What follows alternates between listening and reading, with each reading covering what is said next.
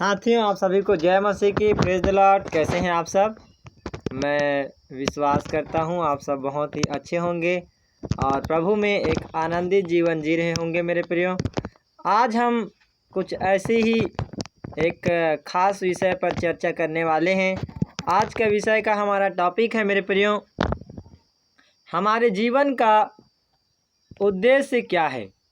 जी मेरे प्रियो, आज हम सीखेंगे कि हमारे जीवन में परमेश्वर का उद्देश्य क्या है, या एक उद्देश्य चलित जीवन के विषय में आज हम परमेश्वर के वचन से कुछ बातों को सीखेंगे मेरे प्रियो। आइए हम छोटी सी दुआ करें, परमेश्वर का मार्गदर्शन लें।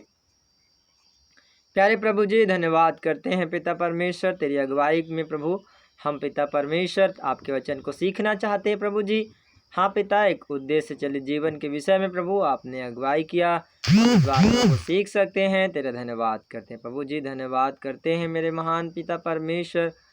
हालेलुया। रबलबा सबलबा सदोरिना सकबरलब शंधरबरलब रिबलाबा। पिता धन्यवाद करते हैं प्रभु। इस समय पिता परमेश्वर आप खुदाबंद यीशु वो घुंघरू को दिखा रहे हैं मेरे पिता। हाँ प्रभु, हम जानते हैं पिता, जब आपने याजकों को चुना था तो उस पर घुंघरू बांधा जाता था कि जब वो आपके पवित्र स्थान में जाए, उस मिलाप वाले तंबू में जाए, तो वो घुंघरू बजता रहे। यस पिता प्रभु, धन्यवाद करते हैं। आप चाहते हैं कि हम बजते रहें हमारे जीवन में,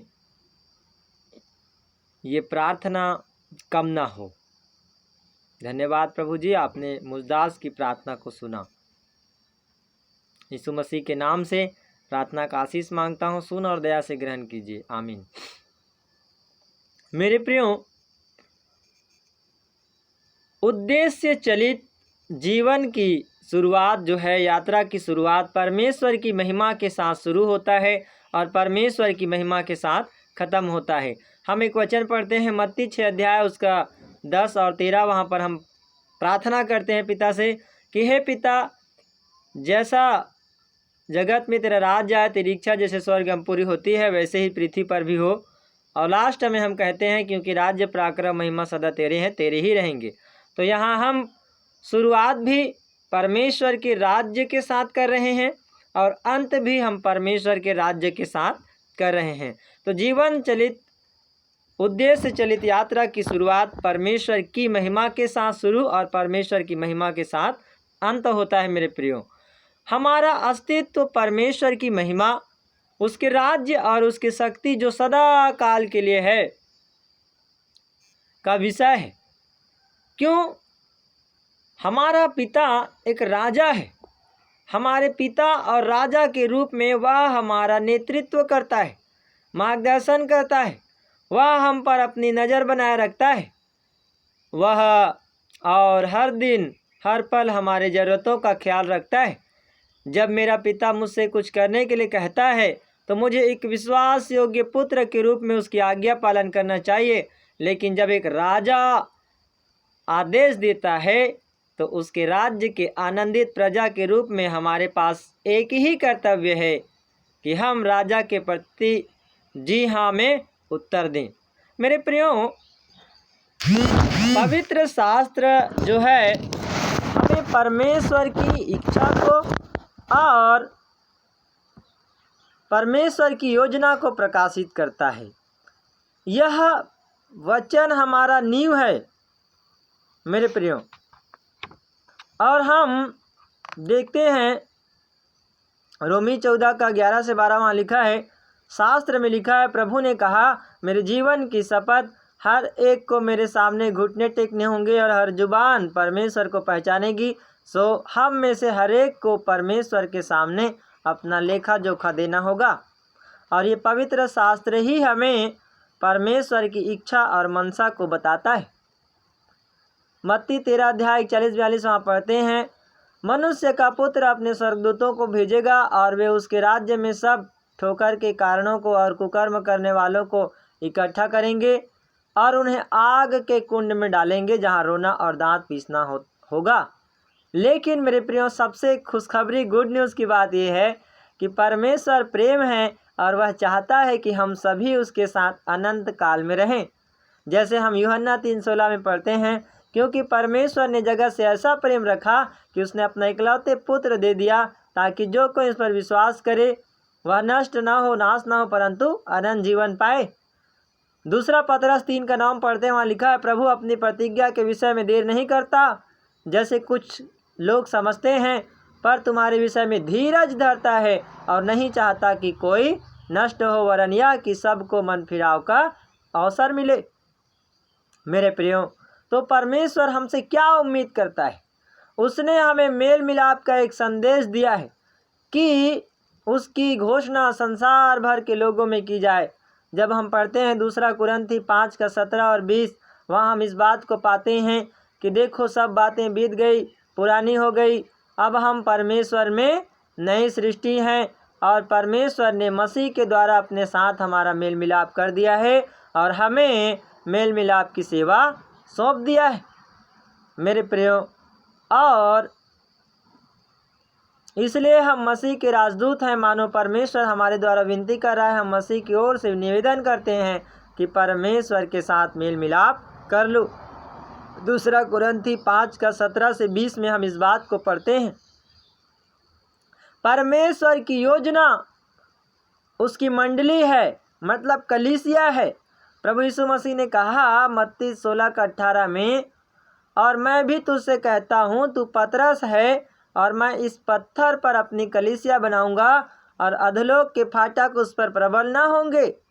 मेरे प्रियो, परमेश्वर ने हमें पूरा करने के लिए एक लक्ष्य दिया है और हमारा लक्ष्य है शिष्य बनाना। जी हाँ, चेला बनाना हमारा क्या है? लक्ष्य है। मत्ती 18 से 20 में हम इस वचन को बार बार 1000 बार पढ़ चुके होंगे अब तक, कि प्रभु यीशु मसीह ने कहा, स्वर्ग और पृथ्वी का सारा अधिकार मुझे दिया गया है, इसलिए तुम जाओ सब जातियों के लोगों को मेरा चेला बनाओ और उन्हें पिता और पुत्र और पवित्र आत्मा के नाम से बपतिस्मा दो, और वो उन्हें सब बातें मैंने सिखाई है, मैंने आज्ञा दी है, मानना सिखाओ, और देखो जगत के अंत तक सदैव मैं तुम्हारे संग हूँ। मेरे प्रियो, यह वो स्थान है जहाँ उद्देश्य चलित यात्रा की शुरुआत होती है। यह ऐसे 3 सवालों के साथ मुकाबला करते हुए शुरू होता है जिसका उत्तर एक अगुआ को देना अनिवार्य है। यीशु के महान आदेश और महान आज्ञा देने में भी ये सवाल का अंदेशा था कि जब हमें उसने यह आज्ञा दी, जाओ और संसार के सभी जाति को मेरा चेला बनाओ। यदि हम अपने लक्ष्य को पूरा करना चाहते हैं तो हमें अपने आप से यह सवाल पूछना चाहिए कि चेला क्या है। नंबर 1, हम चेला कैसे बना सकते हैं? दूसरा, हम संसार के सभी जाति के लोगों तक कैसे पहुंच सकते हैं? तीसरा, मेरे प्रियो, चेला वही है जो अपने गुरु का आज्ञा का पालन करता है, अपने गुरु के पद चिन्हों पर चलता है। हमारा गुरु कौन है? प्रभु यीशु मसीह। हम चेला कैसे बना सकते हैं? उन्हें वचनों के अनुसार सिखाकर हम अच्छे चेले बनकर अच्छा चेला बना सकते हैं। पहले खुद चलें, फिर हम दूसरों को सिखा सकते हैं। हम जाति के लोगों तक, संसार के जाति के लोगों तक कैसे पहुंच सकते हैं? लक्ष्य बनाकर और योजनाबद्ध तरीके से हम पहुंच सकते हैं। मेरे प्रियो, 2 महान परिच्छेद यीशु के हृदय को उसके लोगों और उसकी मंडली के प्रति प्रकाशित करता है के लिए वो समझाता है परमेश्वर। वो 2 महान परिच्छेद, महान आदेश और महान आज्ञा यीशु की आज्ञा है, क्योंकि वह सिरे का मुख्य पत्थर और मंडली का सिर है, और उसे हमें कहना है, हाँ प्रभु मैं आज्ञा का पालन करूँगा। और यीशु के आज्ञा के लिए हम हर एक लोगों तक उसकी आज्ञा को पहुंचाएंगे और यीशु की आज्ञा और उसकी इच्छा को मानते हैं। 2 महान परिच्छेद के विषय में हम जानते पढ़ते हैं। मत्ती उसका 22 अध्याय 37 से 40 और दूसरा परिच्छेद है मत्ती 18 से 20। जब हम वचन को पढ़ते हैं मत्ती 22 अध्याय का 37 से 40। यहाँ इस परिच्छेद में हमें कुछ बातें मिलता है, उद्देश्य हमें पता चलता है जीवन का। और जब हम मत्ती 28 अध्याय का 18 से 20 वचन पढ़ते हैं, यहाँ हमें जीवन का कुछ उद्देश्य मिलता है। आइए हम वचन को पढ़ें और उद्देश्य को ढूंढ कर खोज कर निकालने की कोशिश करें। मत्ती 22:37 से 40 यहाँ लिखा है, उसने उससे कहा, तू परमेश्वर अपने प्रभु से अपने सारे मन और अपने सारे प्राण और अपनी सारी बुद्धि के साथ प्रेम रख। बड़ी और मुख्य आज्ञा तो यही है, और उसी के समान यह दूसरी भी, कि तू अपने पड़ोसी से अपने समान प्रेम रख। यही 2 आज्ञाएं सारी व्यवस्था और भविष्यवक्ताओं का आधार है। मेरे प्रियो, यहाँ मुख्य 2 बातें उद्देश्य निकल कर आ रहा है। पहला उद्देश्य है, प्रभु ने कहा तू परमेश्वर से प्रेम रख। तो परमेश्वर से प्रेम करना, उससे प्रार्थना करना, या हम यूँ कहें ये सारी बातें परमेश्वर की आराधना की जो मुख्य पॉइंट जो होता है, है ना, उसका जो मुख्य पॉइंट जो निकल कर आ रहा है वो है आराधना देना, परमेश्वर को महिमा देना। आराधना सिर्फ गाना गा रहे हैं, कलीसिया में नाच नाच कर कूद कूद कर हालेलुया हालेलुया, यही आराधना नहीं है, यही महिमा देना नहीं है। वरन हम अपने पिता से जब अपने सारे मन, सारे प्रेम, सारी शक्ति, बुद्धि के साथ प्रेम करते हैं, ये परमेश्वर को आराधना देना होता है। आराधना का मतलब है अपने संपूर्ण हृदय से परमेश्वर प्रभु से प्रेम करना। और दूसरी बात यहाँ निकल कर आ रहा है कि तू अपने पड़ोसी से अपने समान प्रेम रख। ये 2 आज्ञाएं सारी व्यवस्था और भविष्यवक्ताओं का आधार है। ये पड़ोसी से प्रेम कब झलकेगा कि मैं पड़ोसी से प्रेम करता हूँ? यदि आप कहें कि भाई योगेश मैं आपसे बहुत प्रेम करता हूँ, तो बोलने से नहीं होगा, करके दिखाना पड़ेगा, है ना। बोलने से नहीं होगा, करके दिखाना पड़ेगा। प्रेम कब दिखता है? जब हम कुछ काम करते हैं। जैसे पड़ोसी बीमार है और हम उससे कह रहे हैं कि भाई मैं तुझसे प्रेम करता हूँ, चल मैं तुझे हॉस्पिटल लेकर जाता हूँ, मैं तेरी मदद करने के लिए तैयार हूँ, चल तेरा चेकअप करवाएंगे, चल हम हॉस्पिटल जाएंगे। ये है प्रेम को दर्शाना, दिखाना, ना सिर्फ बोलना कि मैं तुझसे प्रेम करता हूँ। पड़ोसी यदि भूखा है तो उसको ले जा के खाना दे देना, ले भाई खा। मैं अपनी बढ़ाई नहीं कर रहा हूँ, लेकिन हमारे घर में अभी जहाँ हम रहते हैं, कभी कभी एक मानसिकता की रोगी एक बहन है, वो आती है और हमारी बरामदा में वो रहती है और सोई रहती है। मेरी मिसेज से मैं कहता हूँ कि जा उसे कुछ खाना वाना है तो दे दे, और थोड़ा बहुत कभी नहीं भी रहता है तो एडजस्ट करके उनको देते हैं। ये है प्रेम को दर्शाना। प्रभु यीशु मसीह ने प्रेम को बोला नहीं कि मैं प्रेम किया, आई लव यू मेरे बच्चों। उसने करके दिखाया। क्या किया?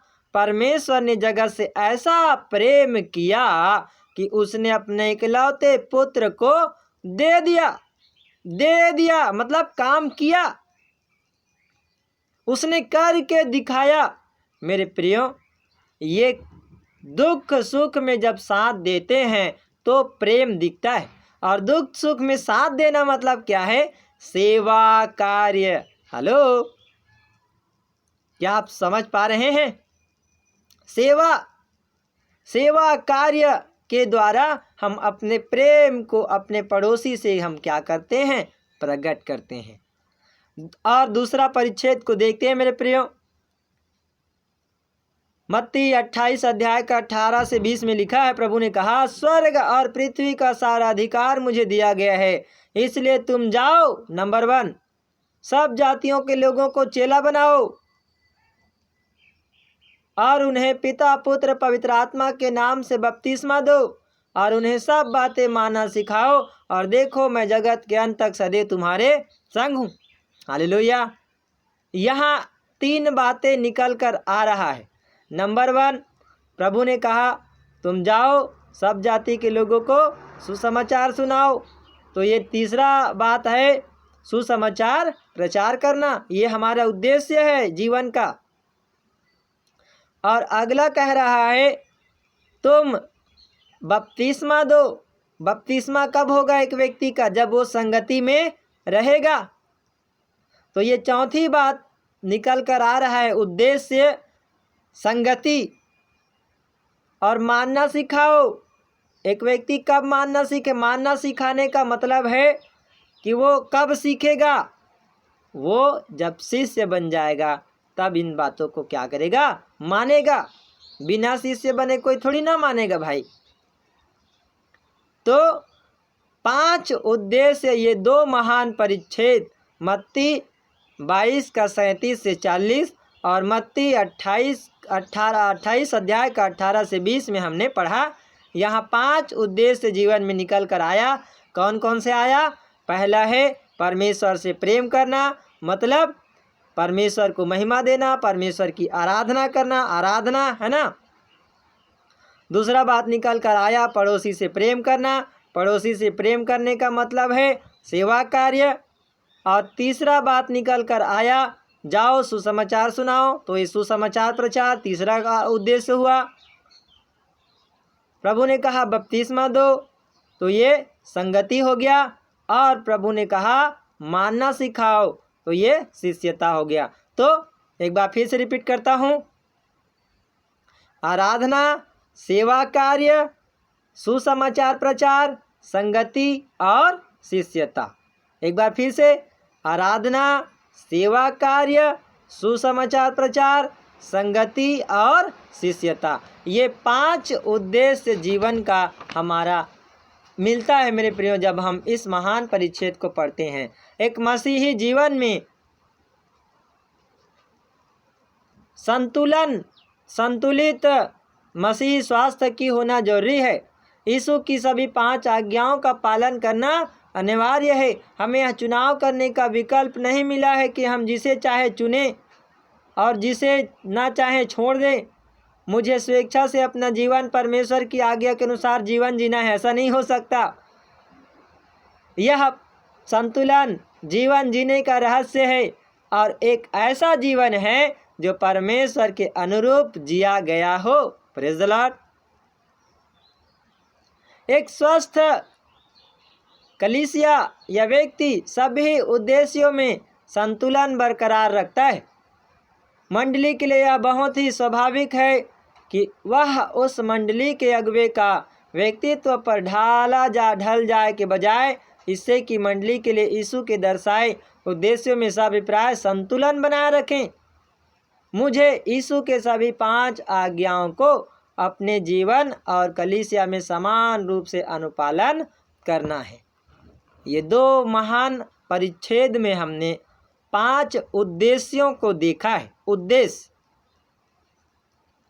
और ये 5 उद्देश्य के बिना हमारा मसीही जीवन, मसीही स्वास्थ्य अधूरा है। जैसे एक शरीर को संचालन करने के लिए हमारे शरीर में कौन कौन सा जरूरत पड़ता है? विटामिन, प्रोटीन, वसा, है ना।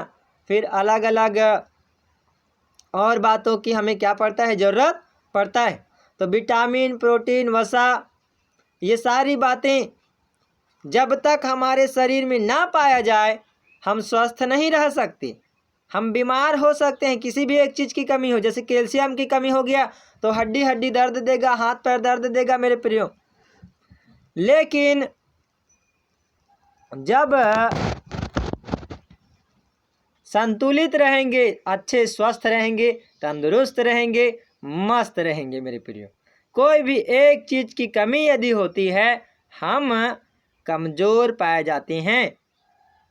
जैसे हम पाचन तंत्र, इंसानी देह में भी हम उदाहरण को समझ सकते हैं कैसे काम करता है। पाचन तंत्र, श्वसन तंत्र, परिसंचरण तंत्र, मांसपेशी तंत्र, कंकाली तंत्र, प्रतिरक्षी तंत्र, तंत्रिका तंत्र, ये सारी बातें मिलकर है ना, ये क्या करता है, हमारे शरीर को संचालन करता है। और यदि इनमें से एक भी तंत्र कोई काम करना बंद कर देता है तो मेरा शारीरिक स्वास्थ्य क्या हो जाएगा, टूट कर बिखरने लग जाएगा। ऐसे ही एक स्वस्थ माँ स्वस्थ बच्चे को जन्म दे सकती है। यदि आप परमेश्वर में एक स्वस्थ आत्मिक जीवन जीना चाहते हैं मेरे प्रियो, तो इस जीवन के, अपने जीवन के 5 उद्देश्यों को आप कभी ना भूलें। ये 5 उद्देश्य ही हमें जीवन में आगे बढ़ा कर ले जाता है। एक संतुलित विश्वासी उद्देश्य के अनुरूप अपना जीवन जिएंगे और वैसा ही कार्य करेंगे जो यीशु ने किया था। यीशु ने क्या किया? अंधकार में खोए हुए लोग, भ्रष्ट नेता, बीमारी, गरीबी, अज्ञानता जैसे विशाल काय दानवों का सामना करते हुए है ना, परमेश्वर के लोगों के द्वारा करना ये आवश्यक हो जाएगा मेरे प्रियो। जैसे यीशु ने जीवन जिया वैसे ही हम भी जीवन जीने लगेंगे। एक उद्देश्य चलित जीवन परमेश्वर को महिमा देता है मेरे प्रियो। आज्ञा मानना बलिदान से बढ़कर है।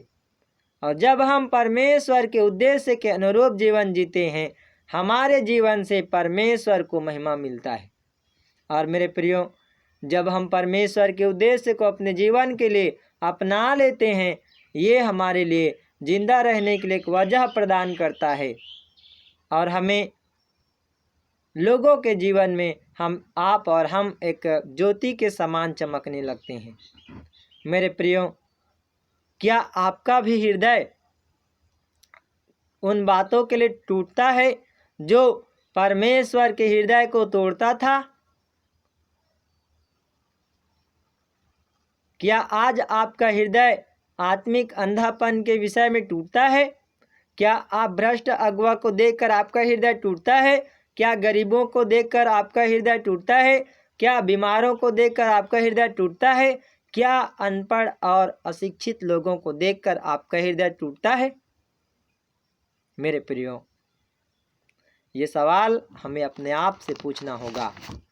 और याद रखें, प्रभु यीशु मसीह का एक लक्ष्य था और वो लक्ष्य था संपूर्ण मानव जाति को उद्धार देना। उस लक्ष्य तक पहुंचने के लिए प्रभु यीशु मसीह ने भी योजनाबद्ध तरीके से काम किया। वो बीमारों को चंगाई देते थे, अंधों को आंखें देते थे, मुर्दों को जिलाते थे, है ना। बहुत सारे अद्भुत कार्य प्रभु यीशु मसीह ने किया, क्योंकि उसके जगत में आने का एक ही लक्ष्य था और वो लक्ष्य था संपूर्ण मानव जाति को उद्धार देना।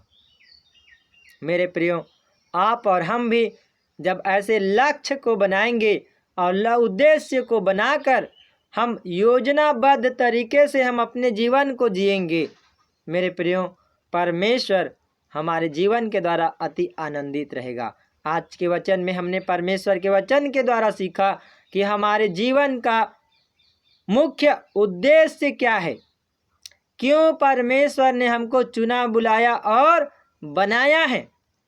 ये 5 उद्देश्य हमने पढ़ा। पहला है परमेश्वर को महिमा देना, आराधना।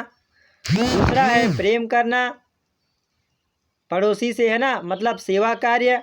तीसरा है सुसमाचार प्रचार।